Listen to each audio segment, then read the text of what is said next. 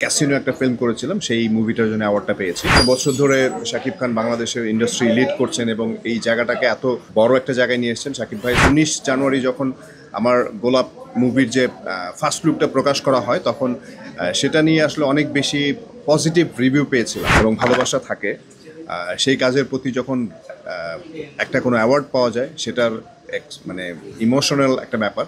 So খুব ভালো লাগছে এবং সেটা হচ্ছে ক্যাসিনো একটা ফিল্ম করেছিলাম, সেই মুভিটার জন্য অ্যাওয়ার্ডটা পেয়েছি।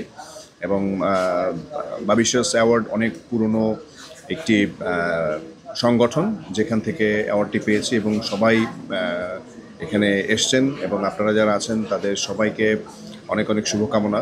এবং অবশ্যই যারা আপনারা চলচ্চিত্রের সঙ্গে আছেন, চলচ্চিত্রের মানুষগুলোর সাথে আছেন, আপনাদের জন্য অনেক ভালোবাসা। সবচেয়ে বড় কথা হচ্ছে যে শাকিব ভাইয়ের যে জায়গাটা, সেই জায়গাটা তো অবশ্যই একটা মানে আমাদের চলচ্চিত্রের অনেক বড় একটা জায়গা। এবং মানে এত বছর ধরে শাকিব খান বাংলাদেশের ইন্ডাস্ট্রি লিড করছেন এবং এই জায়গাটাকে এত বড় একটা জায়গায় নিয়ে এসেছেন শাকিব ভাই। সো সেইখানে যদি কম্পেয়ার করাই হয়, সেই জায়গা থেকে অবশ্যই বলবো যে আমার ভালো লাগা কাজ করছে। কারণ হয় কি, মানে কাজ করতে গেলে অনেক ছোটোখাটো অনেক দেখা যাচ্ছে, এই ছবিতে করতে গিয়ে এই ছবির ক্যারেক্টারটা যদি ফুটিয়ে তুলতে পারতাম, এই ছবিটা কাজ করতে গিয়ে যদি এটার রিলিজটা ঠিকমতো হতে পারতো, এই ছবিটা যদি এরকম বাজেট না হয় এরকম বাজেট হতে পারতো। হয় না যে আমাদের দুই চারটা কিছু না কিছু ল্যাকিংস থাকেই। সো সেই ল্যাকিংসের জায়গা থেকে আমার কাছে মনে হয় যে আমরা যখন সব কিছু ওভারকাম করে ফেলতে পারবো, তখন আমাদের যার যার জায়গাটাকে আরও অনেক বেশি স্ট্রংলি কাজ করতে পারবো। বেসিক্যালি গোলাপের আমাদের শুটিংয়ের প্ল্যানিং ছিল ফেব্রুয়ারির এন্ডে, বাট আমরা ফেব্রুয়ারির এন্ডের যেই প্ল্যানিংটা, তার পরবর্তী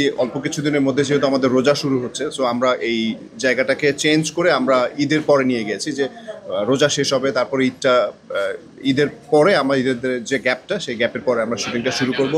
এটার পেছনে আসলে কারণও ছিল, সেটা হচ্ছে স্ক্রিপ্টিংটা আরেকটু স্ট্রংলি আমরা কাজ করতে চাচ্ছিলাম। সেটা হচ্ছে যে আমাদের 19 জানুয়ারি যখন আমার গোলাপ মুভির যে ফার্স্ট লুকটা প্রকাশ করা হয়, তখন সেটা নিয়ে আসলে অনেক বেশি পজিটিভ রিভিউ পেয়েছিলাম। সো এই পজিটিভ রিভিউয়ের জায়গা থেকেও কিন্তু আসলে একটা দায়িত্বটা বেড়ে যায়। আমার কাছে মনে হয় যে এই কাজটা যদি আরও সিরিয়াসলি করা যায়, যেহেতু আমি এবং পরিমণি এখানে প্রথমবারের মতো কোনো ছবিতে অ্যাক্টিং করতে যাচ্ছি, কোনো ছবিতে কাজ করতে যাচ্ছি শামসুল হুদা ভাইয়ের।